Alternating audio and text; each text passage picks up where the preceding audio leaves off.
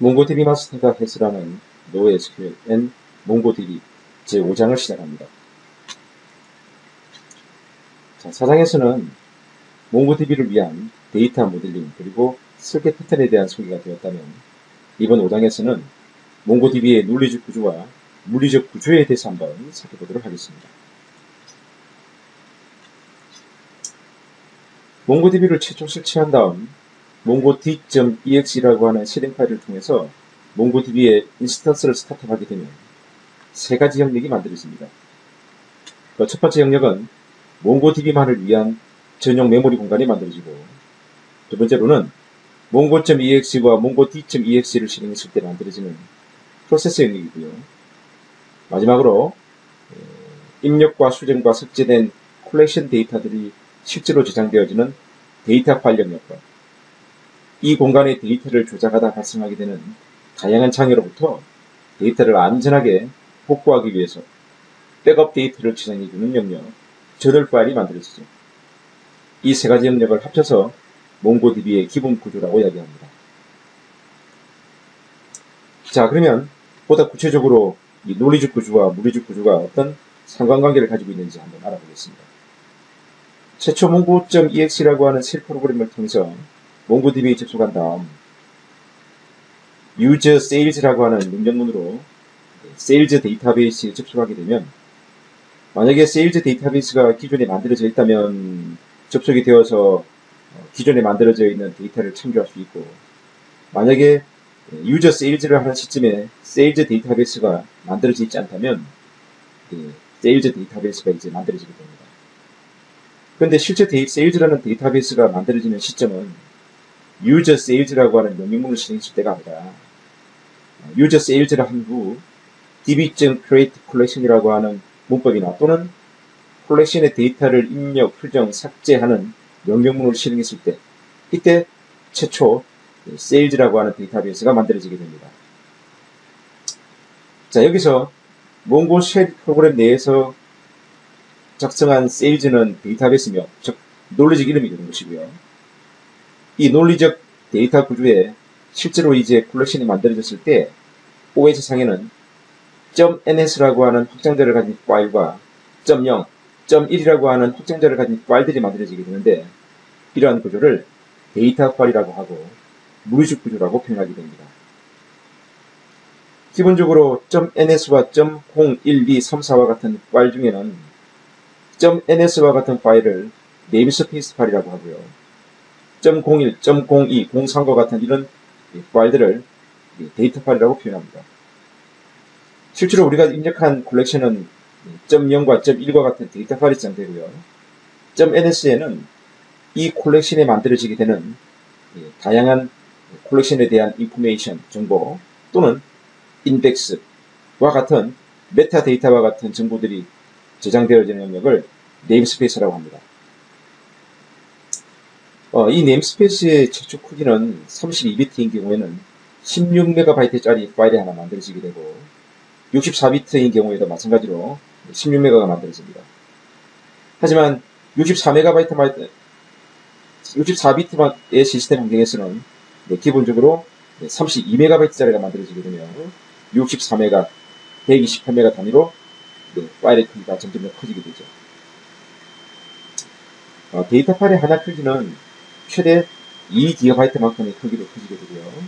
만약에 2기가에 도달하게 되면 그 다음부터 만들어지는 파일들은 지속적으로 2기가씩 계속해서 만들어지게 됩니다. 그리고 아까 보셨던 데이터를 복구를 해주기 위해서 만들어둔 저널 파일은 최초 1GB짜리 파일이 만들어지며 넥스트 파일도 1기가짜리가 지속적으로 만들어지게 되죠. 이러한 데이터 파일을 물리적 구조라고 하며, 몽고쉘에서 실행한 세일즈라고 하는 이름은 논리적 구조라고 표현하게 되는 것입니다. 자, 논리적 구조에 대해서 좀 더 알아보도록 하죠.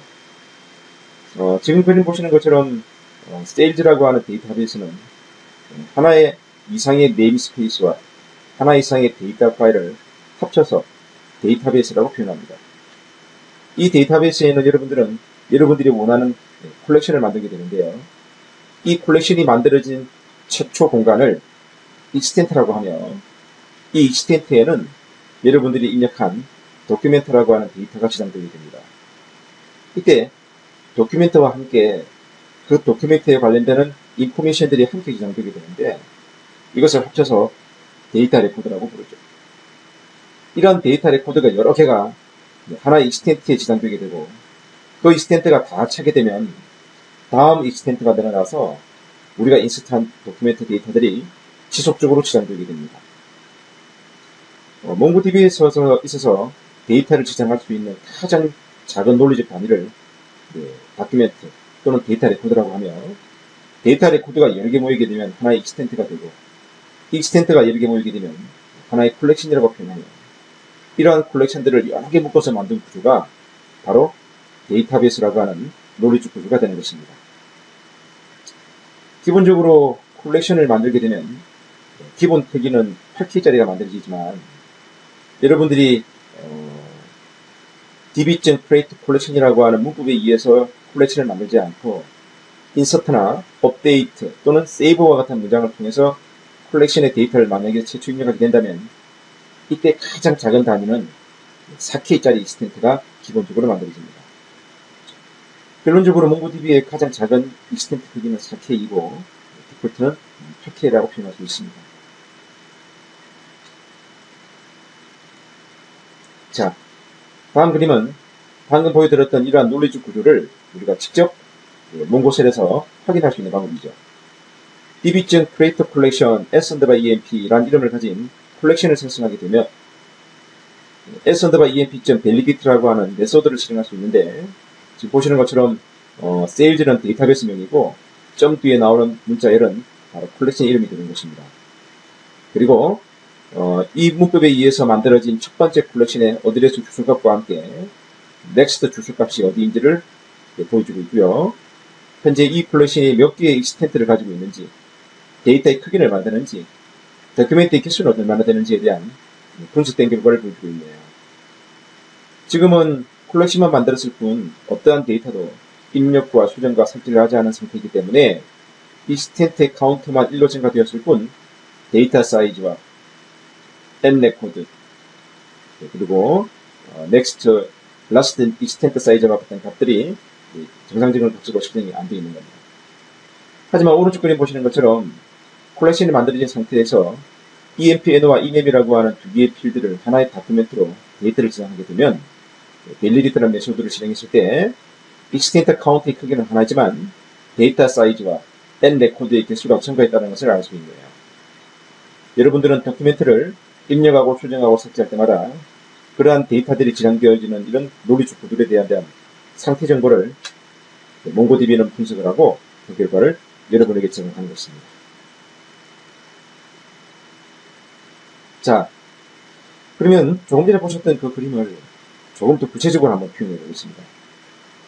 자, 앞서 보신 그림에서는 메모리 영역이라고 제가 말씀을 드렸는데요. 몽고DB의 메모리 영역은 크게 두 가지 영역으로 나눌 수 있습니다. 하나는 워킹 셋이라고 불려지는 레지던트 에리아 영역이며 또 하나는 웹 캐시 에리어, 버추얼 에리어, 저널 에리아라고 하는 영역을 합쳐서 버추얼 메모리 에리아라는 영역으로 확장되어집니다. 워킹 셋 영역은 실제로 우리가 입력과 수정과 삭제했을 때 실질적인 작업이 수행되어지는 영역을 이야기하며 버추얼 메모리 영역은 말 그대로 가상 메모리 공간을 이야기합니다. 즉 캐싱 공간을 이야기하는 것입니다. 우리가 mongo.exe라고 하는 몽고쉘 프로그램을 통해서 몽고DB에 접속하게 되면 최초 몽고DB를 위한 메모리 공간은 약 440MB만큼의 메모리 공간이 할당되어집니다. 이것은 64비트 버전의 몽고DB를 설치했을 때의 기본 크기입니다. 우리가 이 mongo.exe를 통해서 해당되는 콜렉션의 데이터를 입력하고 수정하고 삭제하게 되면 그 데이터들은 워킹 셋 영역에서 실질적인 입력과 수정과 삭제 작업이 이루어지게 되고 이때 그 작업이 이루어질 때마다 저널 에리아라고 하는 메모리 공간에는 혹시나 입력, 수정, 삭제된 데이터들이 디스크 영역에 저장되기 전에 메모리 공간에 크래시가 발생해서 데이터들이 유실이 생길 것을 우려해서 저널 에리아라고 하는 메모리 공간에는 그 모든 데이터들에 대한 백업본이 저장되게 되죠. 물론 이 벌처 에리아 메모리 영역은 메모리 영역이기 때문에 저널 에리아에 저장된 백업 데이터들은 지속적으로 백업이 되지 않습니다. 그래서 자, 지금 보시는 것처럼 100ms마다 100MB만큼의 백업 데이터들을 mongodb.exe는 디스크 상에 만들어져 있는 저널 파일에 지속적으로 저장하게 되죠. 결론적으로 저널 에리어는 복구를 위한 백업 데이터를 저장하는 1차적인 메모리 영역이고, 그것을 지속적으로 저장하기 위한 2차적인 디스크 공간이 바로 저널 파일이라고 볼 수 있습니다. 이 공간의 모든 데이터들이 다 백업되고 나면 비로소 워킹색에 저장되어 있는 변경 후 데이터들을 mongodb.exe는 매피드 데이터 파일이라고 하는 공간에, 즉 네임스페이스와 데이터 파일이라고 하는 공간에 이제 저장하게 되는 것이죠. 나머지 매피드 캐시 영역과 벌처 에리아는 말 그대로 캐시 영역이라고 보시면 되겠습니다. 여러분들 이 몽고디비의 구조에서 보시는 것처럼 몽고디비는 기본적으로 디스크 영역에 스왑이라고 하는 공간을 사용하지 않습니다. 모든 데이터들을 메모리 상에 캐싱을 하게 되고, 메모리 상에서 입력과 수정과 삭제 작업을 기본적으로 처리하기 때문에 기존의 관경 데이터베이스보다 훨씬 더 빠른 처리가 가능한 것이죠. 관경 데이터베이스보다 더 빠른 처리는 가능하지만 이것이 구현되기 위해서는 반드시 충족해야 될 조건이 하나 있습니다.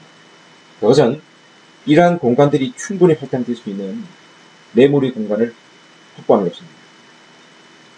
몽고디비는 좋은 사양의 CPU와 같은 이러한 형태보다는 충분한 메모리 공간이 요구되고, 또한 디스크 영역의 데이터를 저장할 수밖에 없기 때문에 이 디스크 영역의 지속적인 IO가 발생하게 된다면 이 문제로 인한 성능 지연 문제도 예상해 볼 수가 있습니다. 그래서 몽고디비를 통한 빠른 성능을 기대하기 위해서는 충분한 메모리 영역과 그리고 SSD와 같은 이런 고사양의 디스크 스토리지를 확보했을 때 우리가 원하는 최적의 성능을 보장받을 수 있는 것입니다.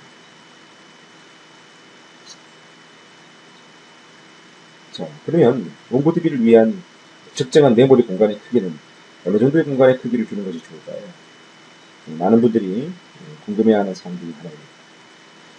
우선 앞에서 보셨던 것처럼 64비트 시스템 환경에서 몽고디비를 최초 만들게 되면 16MB만큼의 네임스페이스가 만들어지고, 그리고 64비트인 경우 64MB짜리 데이터 파일이 하나가 만들어지는데, 이러한 공간들이 128바이트, 메가바이트, 256MB, 512MB, 1024MB, 그 다음에 2GB와 같은 형태로 지속적으로 파일의 크기가 이제 증가하게 됩니다.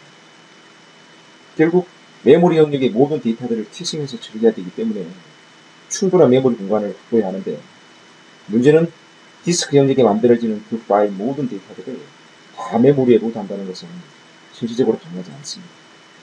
그래서 자주 사용하는, 항상 사용되어지는 데이터들은 이제 메모리에 캐싱을 해야 하는데, 이런 것들을 효율적으로 운영을 잘하기 위해서는 일단 기본적인 메모리 공간의 크기가 확보되어야 되고, 두 번째로는 적절한 설계를 통해서 꼭 필요한 데이터들만이 메모리에 상기될 수 있도록 컬렉션과 인덱스의 설계를 잘해야 되며, 문장을 적절하게 잘 작성하는 것이 무엇보다도 중요합니다. 우선 설계나 기타 성능과 관련되는 이야기들은 우리 뒷집회에서 한번 알아보도록 하고요.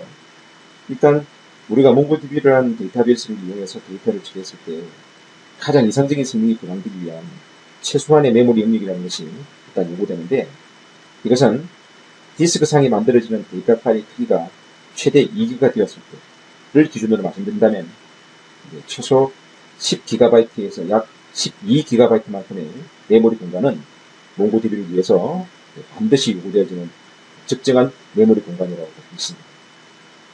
결국 몽고디비에게 약 10기가에서 12GB만큼의 메모리 공간이 확장되고 나면 나머지 이제 운영체제가 사용되고 기타 여러가지 프로그램들이 사용되기 위한 메모리 공간도 요구되므로, 우리가 최초 64비트 환경에서 몽고디비를 원활하게 운영되기 위해서는 약 16기가 정도의 메모리 공간을 확보해야만 적절한 성능이 보장될 수 있는 것입니다. 자, 저널 파일에 대해서 알아보겠습니다. 저널 파일은 앞에서 그림 보신 것처럼 콜렉션의 데이터의 유실이 방지하는 것을 방지하기 위해서 입력과 소정과 삭제가 발생할 때 모든 데이터들을 바로 백업해주는 그런 백업법이죠. 하나의 크기는 1GB라고 있는데요.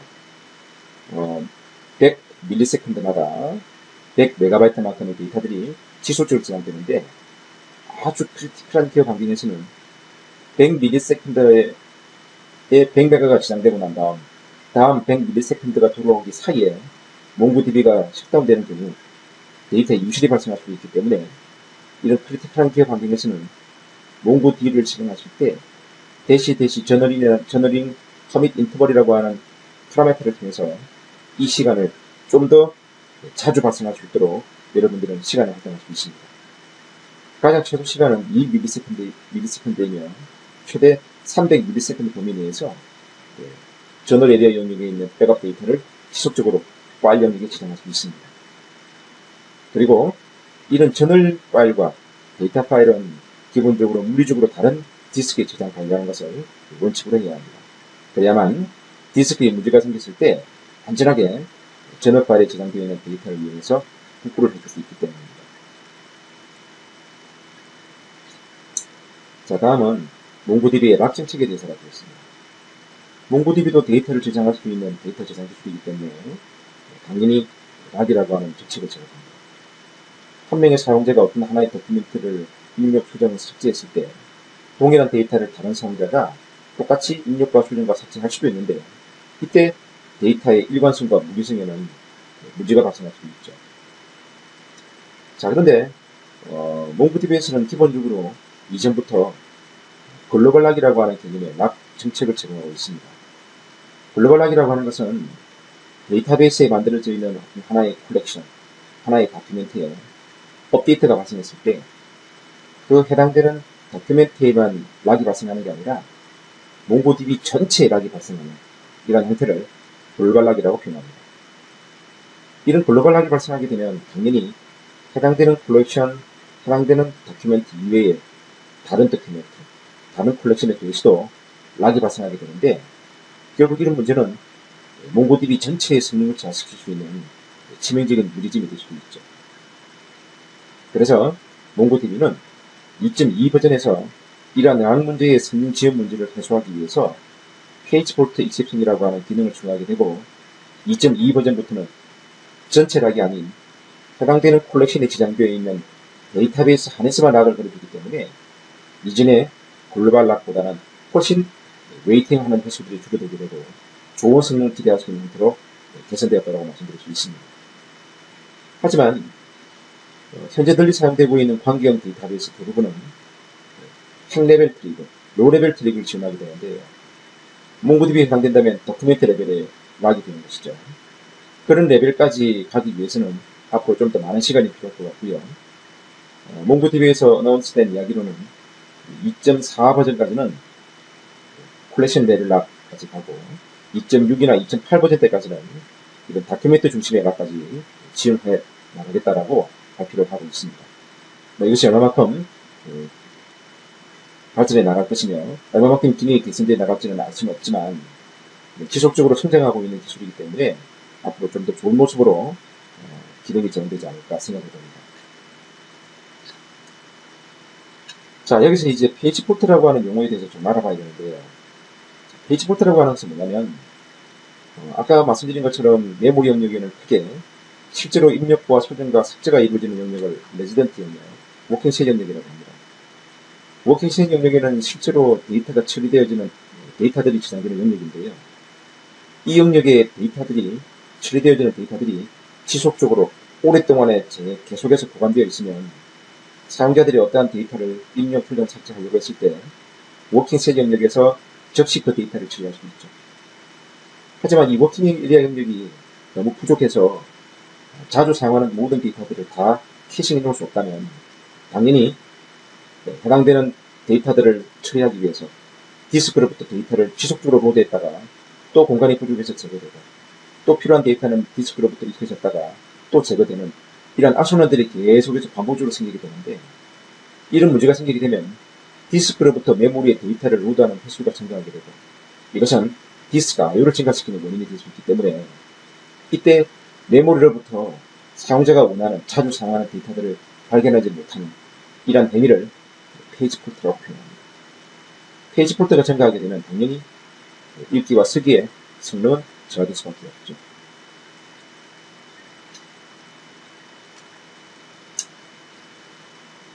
페이지 폴트 익셉션이라고 하는 것은 앞서 이야기했던 것처럼 버전 2.2 버전 이전까지는 글로벌 락이라고 하는 개념을 정했는데 이것이 유발시키는 성능 지연 문제로 인해서 몽고DB의 신뢰성에 여러가지 문제가 많았습니다. 그래서 이제는 이러한 글로벌 락이 발생했을 때 읽기 작업은 문제가 안 되지만 쓰기 작업이 된 경우에는 그것으로 인한 성능 지연 문제를 해소하기 위해서 만약에 페이지 폴트가 생겼고 또 만약에 어떤 데이터에 대한 쓰기 작업이 동시에 생겼을 때 이전에는 락으로 인해서 라이팅 작업이 지속적으로 수행될 수 없었지만 이제는 그런 문제가 생기더라도 그 글로벌 락을 피해서 지속적인 라이트 작업들이 수행될 수 있도록 그 기능이 제공된 것입니다. 이러한 기능은 즉 라이트 작업에 의해서 글로벌 락을 포기하는 행위를 몽고DB에서는 페이지 폴트 익셉션 기능이라고 표현하게 되죠. 다음 그림은 몽고DB에서 제공되는 글로벌 락이 제공되었을 때와 제공되지 않았을 때의 성능상의 비교 분석된 결과를 보여주고 있는 그림입니다. 자, 이 그림에서 이제 갈색으로 되어 있는 선이 몽고DB 2.1 버전 때의 성능 결과이고요. 초록색이 2.0 버전, 그리고 파란색은 1.8 버전의 글로벌 락이 발생했을 때 성능에 대한 결과를 보여주고 있는 것입니다. 보시는 것처럼 2.1 버전부터는 1.8 버전에서 보였던 것보다 훨씬 더 빠른 성능 개선이 되었다는 것을 보여주고 있죠. 두 번째 결과도 마찬가지입니다. 라이트 작업이 발생했을 때, 글로벌 락이 발생했을 때 라이트가 생기면 이전에는 그 글로벌 락으로 인해서 라이트가 지속적으로 수행되지 못함으로써 일시적인 웨이팅이 발생하게 되고 이것으로 인한 성능 지연 문제가 생겼지만 지금은 1.8 버전에 비해서 훨씬 대기 시간이 줄어들었다는 것을 그를 통해서 알 수 있네요. 자, 다음은 몽고DB에서 제공되는 그리드 FS라는 기능에 대해서 알아보겠습니다. 자, 그리드 파일 시스템의 줄임말인데요. 우리가 보통 OS상에 만들어지는 다양한 바이너리 파일들, 그 중에서도 대용량의 데이터를 가지고 있는 바이너리 파일들, 이것을 참 관리하는 것은 쉬운 일이 아니었죠. 특히 바이너리 파일 같은 경우에는 데이터베이스 내에 저장하는 것은 쉬운 일이 아닙니다. 몽고DB는 그리드 FS라고 하는 기능을 통해서 OS상에 만들어져 있는 다양한 텍스트 파일이나 또는 바이너리 파일 형태를 데이터베이스로 몽고DB로 업로드를 시켰다가 필요할 때마다 다운로드를 시켜서 사용할 수 있게끔 그 기능을 제공하는데 이것을 그리드 FS 기능이라고 합니다. 당연히 몽고DB 내에 저장하게 되면 OS상에 저장하는 것보다 압축되어서 저장되기 때문에 훨씬 제공관으로 효과적으로 저장할 수 있게 되고 몽고DB 내에 데이터를 저장함으로써 OS상에 있는 데이터와 데이터베이스에 있는 데이터가 이온화되지 않고 하나의 데이터베이스 안에 사용자가 원하는 데이터들 그리고 바이너리 형태나 또는 텍스트 파일의 파일 데이터들 함께 저장함으로써 훨씬 데이터를 효과적으로 저장 관리할 수 있는 이런 기능 중에 하나가 바로 그리드 FS 기능이라고 볼 수 있습니다. 자, 몽고DB가 설치되어 있는 실행 파일 등록 밑에 가시면 몽고 파일즈라고 하는 실행 파일이 보이실 겁니다. 몽고 파일즈라는 실행 파일과 함께 터치라고 하는 키워드 그리고 내가 몽고DB 내에 저장하고자 하는 바이너리 파일 이름을 사용하시게 되면 이 파일을 몽고DB 내로 여러 개의 조각난 구조로 저장을 하게 됩니다. 그리고 몽고DB 내에 저장되어 있는 이런 바이너리 파일들이 어떤 게 있는지를 확인할 때는 리스트라고 하는 키워드를 쓰시게 되면 압축 저장되어 있는 덤프 파일의 이름과 함께 그 크기를 확인하실 수 있죠.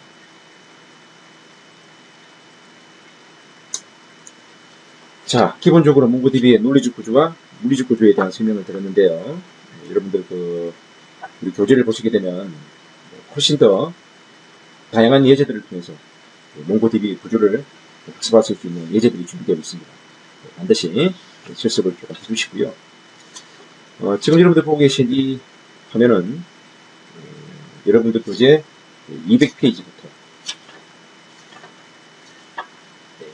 206페이지까지 5.7에 있는 몽고DB를 위한 환경 명령어에 대한 이야기고요. 206페이지부터 10페이지에 거쳐서 5.8에는 몽고DB를 위한 관리 명령어들에 대한 요약된 설명과 함께 실습 예제들이 준비되어 있습니다.